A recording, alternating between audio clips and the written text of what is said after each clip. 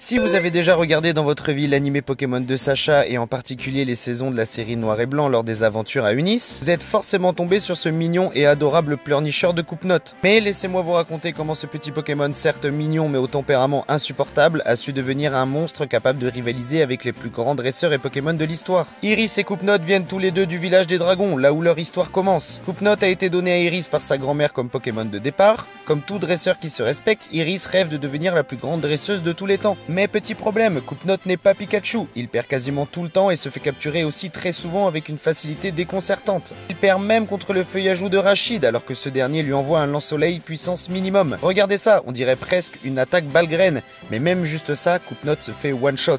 On est loin du Pikachu de Sacha qui, épisode 1, met KO une horde de Piafabec dans une attaque tonnerre dévastatrice. Toujours pour montrer que ce Pokémon a parcouru du chemin, Coupe-Note éprouve des difficultés avec les attaques de type dragon, car bien qu'il connaisse l'attaque Dracourage, il ne parvient pas à la maîtriser correctement, ce qui tend à causer des dégâts et à provoquer des explosions. Il finit par la contrôler dans l'épisode 30 de la série Noir et Blanc. Plus tard, Coupe-Note semble ravi du fait que l'œuf de Sacha acquis précédemment éclose, mais il se dispute plusieurs fois avec Baguiguane, tout juste sorti de son œuf. À la fin de l'épisode, Rachid propose de faire affronter Coupe-Note et Baguiguane, et après un combat serré contre, je le rappelle, un Baguiguane niveau 1, le combat finit en match nul. Toujours aucune victoire pour ce bon vieux Coupe-Note, qui n'est pas capable de battre un Pokémon sorti tout juste d'un œuf. Mais ce match est celui qui donne la confiance et permet de commencer un entraînement intensif pour devenir meilleur et espérer pouvoir battre le Baguiguane de Sacha, ce qui devient son objectif principal. D'ailleurs c'est maintenant, c'est l'heure de la revanche et Coupe-Note ce coup-ci n'est pas là pour enfiler des perles. La bataille fait rage, non évidemment c'est une blague, c'est une bataille éclatée mais c'est quand même très mignon. Les deux Pokémon arrivent à peine à se toucher mais dans un éclair de génie, Coupe-Note tente sa Dracourage. Tout le monde retient son souffle.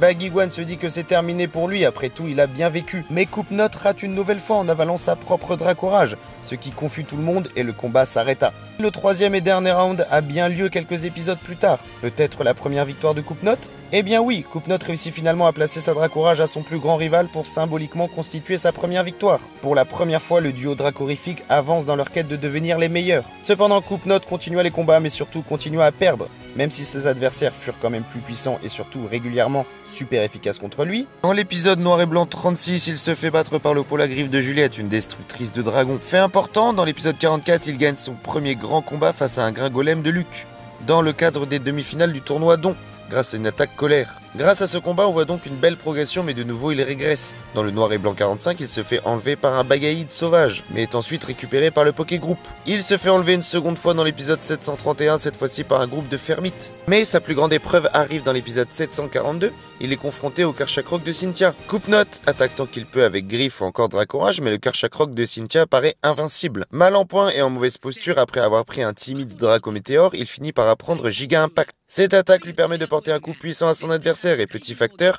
c'est la première fois depuis le début de son aventure que Coupe-Note se relève une fois mi-KO. Alors que Karchakroc va l'achever avec un casse-brique, Cynthia interrompt le combat et déclare à Iris que son Coupe-Note a un bon potentiel. C'est sur cette dernière note de courage que se terminent les aventures de Coupe-Note lors de la série Noir et Blanc. Après ne plus être apparu pendant près de 9 ans, Coupe-Note fait son grand retour. Dans le LV065, on apprend qu'après ses aventures avec Sandra, Iris a continué de voyager par elle-même afin de combattre d'autres spécialistes du type dragon. Ce voyage lui a également permis de rencontrer tout type de Pokémon dragon et d'en apprendre davantage à leur sujet. Au cours de ses aventures, le fidèle Coupe-Note d'Iris a comme sa dresseuse acquis de l'expérience et évolué jusqu'au stade de Tranchodon grâce à ses nouvelles compétences. Iris est devenue une dresseuse redoutable, parvenant à devenir la nouvelle maître de la Ligue de la région d'Unis. Souhaitant affronter Sacha dans le cadre du tournoi du couronnement mondial, ultime défi pour tout dresseur et réunissant les 8 meilleurs dresseurs du monde, Iris le convie à un match à l'arène de Janusia. Après que l'hydragon de Sacha a mis KO le Dracolos d'Iris, la dresseuse envoie Tranchodon et révèle ainsi à Sacha que Coupe-Note a bel et bien évolué. Le Pokémon de la maître met son adversaire hors combat,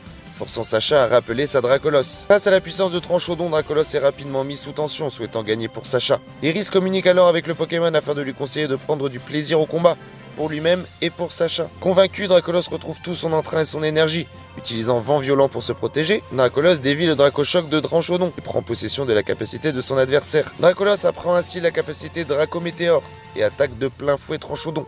Ce dernier tombe, KO, assurant la défaite d'Iris. Après la défaite, Iris annonce à son Pokémon qu'ils vont devoir continuer à travailler dur ensemble, malgré le parcours déjà énorme. Vient maintenant le fameux tournoi, Iris se hisse jusqu'en quart de finale et tombe contre Cynthia, la même qui plusieurs années plus tôt a cru en elle.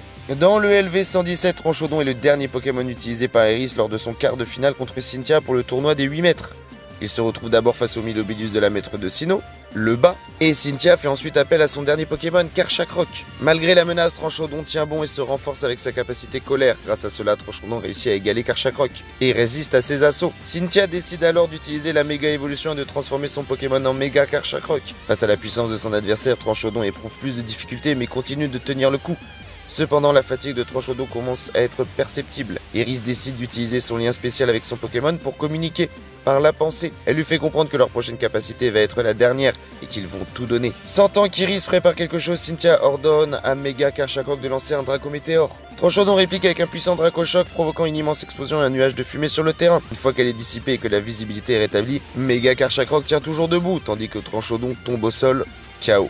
L'histoire de Coupe-Note s'arrête là où elle a commencé, mais à la différence d'être sur une plaine quelconque, elle se termine ici sur le toit du monde. Un parcours incroyable pour un petit pleurnichard têtu, qui a su montrer au monde entier qu'il faisait partie des 8 meilleurs Pokémon du monde. Bravo Coupe-Note.